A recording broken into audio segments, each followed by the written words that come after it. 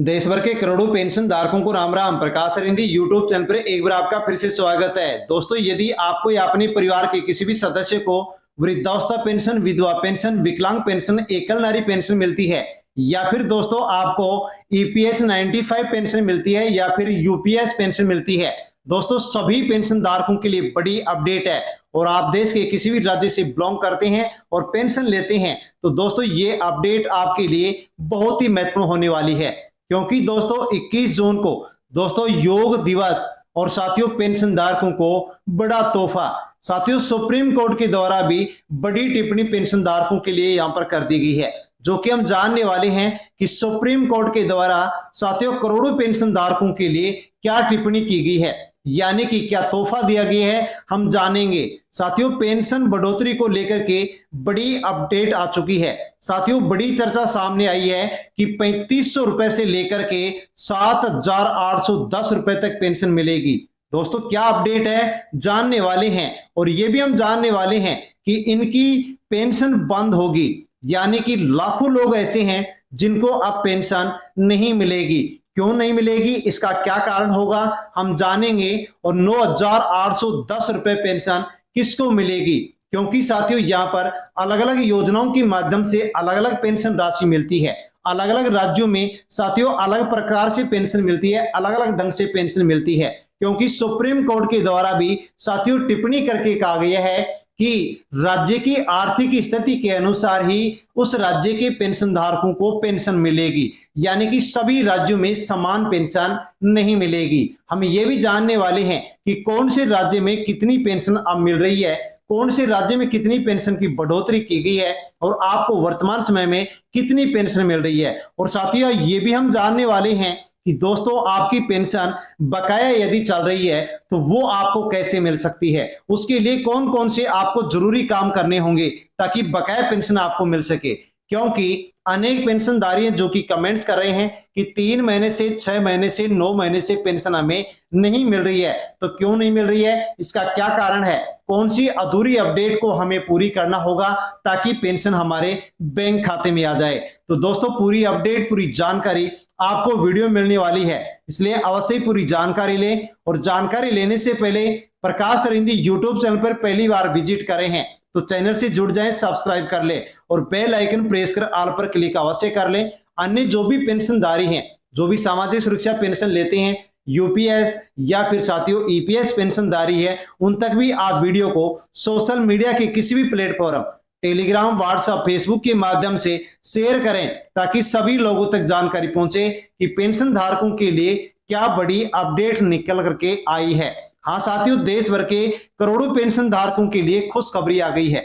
21 जून 2026 को पेंशन बढ़ोतरी को लेकर के एक बार फिर चर्चा तेज हो चुकी है। सोशल मीडिया हो, पेंशन संगठन हो, विभिन्न मंच हो, साथियों पेंशन राशि बढ़ाने को लेकर के लगातार मांग उठ रही है। चाहे वृद्धावस्था पेंशन, चाहे विधवा पेंशन, दिव्यांग पेंशन, ईपीएस 95 पेंशन हो, यूपीएस पेंशन हो, या फिर कोई भी अन्य पेंशन योजना हो जिसका लाभ आपको मिलता है, साथियों इन सभी के बारे में पूरी विस्तार से जानकारी हम लेने वाले हैं। इन सभी को लेकर के बड़ी चर्चा साथियों सोशल मीडिया पर चल रही है। कुछ रिपोर्ट्स और चर्चाओं में यह दावा किया जा रहा है कि आने वाले समय में कई श्रेणियों के पेंशन धारकों को 3500 रुपए से लेकर के 7810 रुपए तक की राशि मिलने की संभावना पर विचार किया जा रहा है। हाँ साथियों, यहाँ पर कुछ रिपोर्ट्स और चर्चाओं में दावा किया गया है कि इतनी पेंशन अब यहाँ पर अलग अलग श्रेणियों को पेंशन मिल सकती है।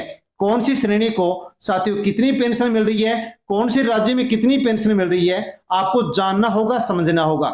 वहीं कुछ पेंशन संगठनों के द्वारा भी ये मांग की जा रही है कि पात्र लाभार्थियों को विभिन्न भत्तों सहित, हाँ दोस्तों जान लीजिए, अलग अलग भत्तों के साथ 9810 रुपए तक का लाभ दिया जाए, ताकि इस महंगाई के दौर में साथियों पेंशनधारी अपनी जो भी जरूरत का सामान है वो खरीद सके। दोस्तों, आपके लिए महत्वपूर्ण सूचना है कि 7810 और 9810 जैसी राशि को लेकर के अभी अभी साथियों यहां पर यह खबर है, लेकिन सभी पेंशन धारकों के लिए दोस्तों ये आधिकारिक घोषणा अभी तक लागू नहीं हुई है। आंकड़े विभिन्न चर्चाओं, मांगों और रिपोर्ट्स के सामने आ रहे हैं और उसी की जानकारी आपको यहां पर दी गई है। लेकिन अभी तक कोई भी घोषणा आधिकारिक रूप से लागू नहीं की गई है।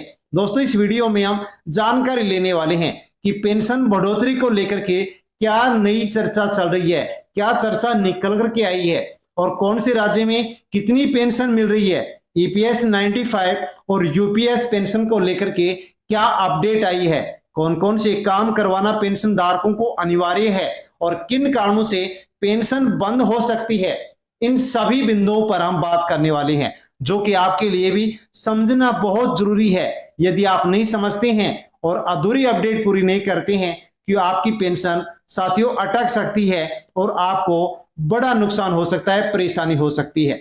दोस्तों जैसे कि यहाँ पर एक पेंशनधारी की डिटेल हमने दोस्तों एक पोर्टल के माध्यम से निकाली है। देख लीजिए कि अप्रैल महीने की जो पेंशन है इसका बिल 28 अप्रैल 2026 को बना और 15 जून 2026 को 1300 रुपए इनके बैंक खाते में ट्रांसफर किए गए। मई महीने की पेंशन का बिल 28 मई को बना 1300 रुपए का, लेकिन अभी तक पेंशन जारी नहीं की गई है। दोस्तों इस प्रकार से यदि आपके भी बैंक खाते में पेंशन आ गई है तो आपकी कोई भी अपडेट अधूरी नहीं है।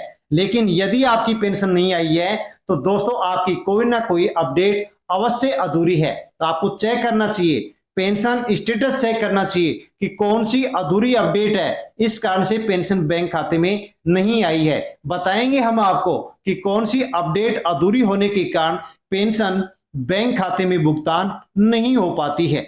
पेंशन को लेकर के दोस्तों बड़ी चर्चा कौन सी चल रही है, तो पेंशन धारकों का कहना है कि वर्तमान समय में महंगाई बढ़ रही है, ऐसे में पेंशन राशि की जो बढ़ोतरी है वो भी होनी चाहिए, क्योंकि इस महंगाई में स्वास्थ्य खर्च अधिक होने के कारण दैनिक जरूरतों को देखते हुए साथियों अलग अलग संगठनों के द्वारा न्यूनतम पेंशन बढ़ाने की मांग देश भर में लगातार की जा रही है, ताकि इस महंगाई के दौर में आसानी से जो पेंशनधारी है वो अपना जीवन यापन कर सके। साथियों विशेष रूप से ईपीएस 95 जो पेंशनर हैं उनकी ओर से लंबे समय से मांग की जा रही है कि न्यूनतम पेंशन को बढ़ाया जाए, क्योंकि महंगाई बढ़ रही है और पेंशन नहीं बढ़ रही है। तो किस प्रकार से तालमेल बैठ सकता है और कि आसानी से पेंशनर अपना जीवन यापन करे, यानी कि महंगाई बढ़ रही है उस अनुरूप पेंशन राशि में भी बढ़ोतरी होनी चाहिए। ईपीएस 95 पेंशनर के लिए बड़ी चर्चा चल रही है। हाँ साथियों, वर्तमान में ईपीएस 95 के अंतर्गत न्यूनतम पेंशन राशि काफी कम मानी जा रही है। तो दोस्तों यहाँ पर मांग उठ चुकी है और कौन कौन सी प्रमुख मांग की गई है कि 7500 रुपए न्यूनतम पेंशन होनी चाहिए। पेंशन धारकों को महंगाई राहत यानी कि डीए भी मिलना चाहिए, मेडिकल सुविधा भी मिलनी चाहिए और पारिवारिक पेंशन में भी जो खामियां हैं उनमें सुधार होना चाहिए। पेंशन संगठनों के द्वारा इन मांगों को लगातार दोस्तों अलग अलग प्रकार के मंचों से उठाया जा रहा है, ताकि सरकार तक आवाज पहुंचे और सरकार इसके ऊपर विचार करे और पेंशन राशि में बढ़ोतरी हो, सुधार हो। यूपीएस यानी कि यूनिफाइड पेंशन स्कीम पर भी बड़ी चर्चा है। यूपीएस को भविष्य की महत्वपूर्ण पेंशन व्यवस्था माना जा रहा है। हाँ साथियों, जान लीजिए कि यूपीएस पेंशन को भविष्य के लिए महत्वपूर्ण पेंशन व्यवस्था माना जा रहा है। इसलिए दोस्तों इसके प्रमुख बिंदु हैं कि इस पेंशन सुनिश्चित की जाए, निर्धारित की जाए, परिवार पेंशन की सुविधा दी जाए, महंगाई राहत यानी कि डीए दिया जाए और वित्तीय सुरक्षा भी दी जाए। दोस्तों हमारे जो विशेषज्ञ हैं उनका भी मानना है कि आने वाले वर्षों में यूपीएस महत्वपूर्ण भूमिका निभा सकता है। इसलिए दोस्तों अब इसकी भी मांग उठ चुकी है। दोस्तों अब जान लीजिए कि अलग अलग राज्यों में कितनी पेंशन मिलती है। हाँ साथियों, सुप्रीम कोर्ट के द्वारा भी एक टिप्पणी की गई कि राज्य अपनी आर्थिक स्थिति के अनुसार पेंशन देगा। सभी राज्यों में, सभी श्रेणियों में सभी पेंशन धारकों को समान पेंशन नहीं मिलेगी। तो दोस्तों इसी प्रकार से अलग अलग राज्यों में अलग अलग पेंशन यहाँ पर दी जा रही है। जैसे कि आंध्र प्रदेश में लगभग 3000 रुपए पेंशन धारकों को प्रत्येक महीने मिल रही है। तेलंगाना में भी 3000, हरियाणा में भी 3000 और अब इसमें 3250 रुपए तक बढ़ोतरी करने की चर्चा आ चुकी है। दिल्ली में 2500 जो कि बढ़ाकर के 3000 अब की जा सकती है। पंजाब में 1500 रुपए, केरल में लगभग 1600 रुपए, महाराष्ट्र में 1000, गुजरात में 750, राजस्थान में पेंशन में बढ़ोतरी कर दी गई है, 1250 से 1450 रुपए पेंशन कर दी गई है। उत्तर प्रदेश में लगभग 1000 रुपए, बिहार में 400 रुपए से पेंशन को बढ़ाकर 1000 कर दिया गया है, झारखंड में 1000, मध्य प्रदेश में अलग अलग श्रेणियों के अनुसार अलग अलग पेंशन राशि दी जा रही है। वैसे ही कर्नाटक में भी और तमिलनाडु में 1000 रुपए, तो पश्चिमी बंगाल में भी अलग अलग योजनाओं के माध्यम से अलग अलग पेंशन दी जा रही है। साथियों, वर्तमान में आप कौन से राज्य से हैं और कितनी पेंशन आपको मिल रही है, कमेंट करके अवश्य बताएं। यानी कि पेंशन राशि पर साथियों समय समय पर राज्य सरकारें फैसला लेती हैं, निर्णय लेती हैं और पेंशन बदल जाती है, यानी कि पेंशन में बढ़ोतरी कर दी जाती है। लेकिन आप कमेंट करके अवश्य बताएं। दोस्तों, आप जानते हैं कि पेंशन क्यों रुकती है, इसके क्या कारण है? तो 5 काम यदि आपने नहीं करवाए तो पेंशन रुक सकती है, अटक सकती है। जीवन प्रमाण पत्र जमा नहीं है, ई-केवाईसी पूरी नहीं है, आधार कार्ड बैंक खाते से लिंक नहीं है, दस्तावेज में कोई मिस्टेक है और पात्रता के नियमों का आपने उल्लंघन किया हो, तो दोस्तों इन कारणों से पेंशन रुक सकती है। दोस्तों, इन कारणों से यदि आपकी पेंशन रुकी है और आप यदि पात्र हैं तो अधूरी अपडेट को आपको पूरा करना होगा ताकि आपकी पेंशन आपकी बैंक खाते में आ सके। जैसे कि ई-केवाईसी साथियों पूरा करना क्यों जरूरी है? तो लाभार्थी के सत्यापन के लिए, पहचान प्रमाणन के लिए, पेंशन जारी रखने के लिए और सरकारी रिकॉर्ड अपडेट रखने के लिए सरकार पेंशन विभाग केवाईसी करवाता है, सत्यापन करवाता है ताकि पात्र लोगों तक पेंशन पहुंच सके। यदि आपकी केवाईसी बकाया रह जाती है तो साथियों बैंक में या कोई आपका जो अधिकृत केंद्र है साथियों उसमें पेंशन नहीं पहुंच पाती है। इसलिए आपको साथियों ये आपको चेक करना होगा कि आपका केवाईसी यानी कि सत्यापन पूरा है या नहीं है। उसके लिए आप अपना पेंशन का स्टेटस चेक करेंगे, बैंक खाते का रिकॉर्ड भी आप बैंक में जाकर के चेक करेंगे। यदि सत्यापन पूरा नहीं है तो सत्यापन अवश्य करें। अब यहाँ पर सभी पेंशन धारकों को हम साथियों 10 जरूरी सुझाव देते हैं। इनके ऊपर आपको आवश्यक रूप से ध्यान देना है, गौर से समझना है और इसी प्रकार से अधूरी अपडेट को पूरा करना है। यानी कि समय पर जीवन प्रमाण पत्र जमा करवाएं, आधार कार्ड को अपडेट रखें, बैंक खाता चालू रखें, मोबाइल नंबर अपडेट रखें ताकि ओटीपी आ सके, मैसेज आ सके, केवाईसी पेंशन रिकॉर्ड का, बैंक रिकॉर्ड का केवाईसी सत्यापन पूरा रखें, दस्तावेज की समय समय पर आप जांच करते रहें, बैंक खाता आपका चालू हो उसकी निगरानी रखें, जैसे कि आईएफएससी कोड आपसे लिंक हो, मोबाइल नंबर लिंक हो, आधार कार्ड लिंक हो, पात्रता की शर्तों को भी आप पूरा करें क्योंकि अलग अलग राज्यों में अलग अलग पेंशन योजनाओं में पात्रता की शर्तों में बदलाव कर दिया जाता है।